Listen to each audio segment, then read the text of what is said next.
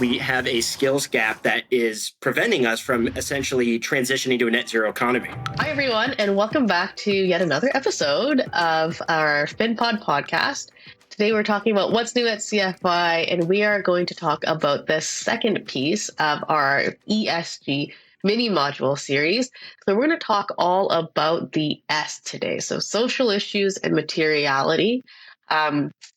And the environmental piece seems to always be a little bit more tangible for people, I think, because it's maybe the most talked about. It's kind of been around and publicized the longest. But I'd love to hear from the one and only Noah Miller about what the S is all about. Yeah, I mean, such a great question. And that's a question, we discuss frequently at Row Impact or with our clients around, all right, we get the climate, risks and opportunities, but the social stuff always feels a little squishy. It always feels a little soft. So I'm going to call out a few examples that are going to, hopefully fortify the squishiness here around social issues. We have had some historic labor strikes that have cost the U.S. economy, billions of dollars, from UPS to the United Auto Workers, et cetera. That is a perfect example of the financial implications for poor social management performance. So that's one kind of stark example on one end. Another, going back to the green skills gap, is that study by LinkedIn demonstrated that we have a skills gap that is preventing us from essentially transitioning to a net zero economy. So back to that stat of, demand is about 8-1 on supply. And that is, you can imagine if you start to unpack that a bit, we're missing a lot of workforce for this climate transition. So that's another element on that human capital management front from a social issue. And then, when you take a couple steps back, that social license to operate, especially as companies become larger and enter new markets and geographically are physically present in new areas, that local community's acceptance of an organization is becoming increasingly critical to essentially being able to operate in that market. Coca-Cola over the years has, been essentially striked out of certain towns and markets because of their use of local scarce, water resources, how they're treating, local employees from the community, and they've been boycotted.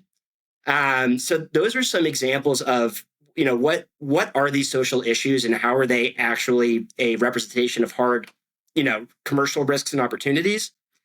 Those, I think speak pretty loud around the, the financial implications for the S in ESG. Wow. So that's been an eye-opening and informative piece for me. And I guess my next question is then kind of an extension of that point. So with the S of ESG, how does it create jobs in the same way that the E does? So, for example, at for any finance professional, let's say someone at a pension fund or general investment manager, they always have a fiduciary duty, of course, in their role, especially if you're a portfolio manager. But does the S kind of play into the role of portfolio manager in a way that it actually creates jobs? Yeah, great question. So, when you're thinking about all the jobs created by the climate side, by the E side, there's this notion, it's referred to as the just transition, which is essentially the social implications for the global transition to a net zero economy.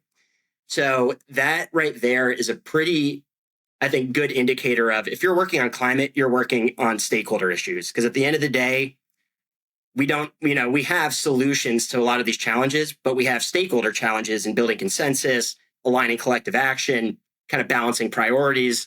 So any sort of environmental issue engagement inherently is going to involve quite a bit of stakeholder engagement. At the end of the day, stakeholders are just people and collections of people that we depend on for our business and vice versa.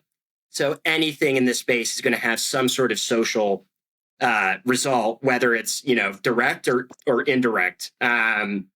So short answer, any environmental climate job will have an S, maybe lowercase in certain roles, but it will definitely be there. And then one last fun question is do you think there's any particularly kind of hot topic issue today that our learners might be interested in? Yeah, well, just taking one step back, 2019, 2020, DEI was huge because of, the tragic death of George Floyd and the global reckoning on systemic racism. Then, a few years later here, we've had some historic labor strikes. So labor and, managing the labor force has become a big hot topic issue.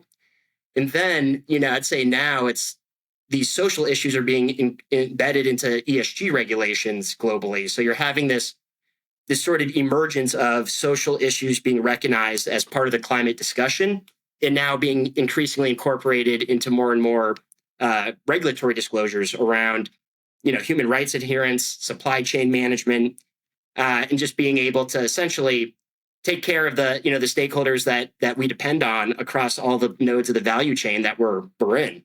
So now we are more than halfway there. We are 2/3 of the way to talking fully about our ESG mini module series.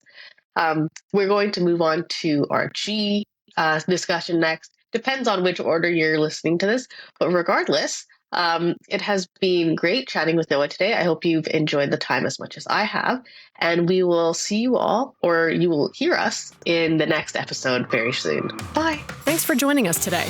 We hope you enjoyed the conversation. FinPod is brought to you by Corporate Finance Institute, the #1 rated online provider of finance and banking training, certifications, and productivity tools.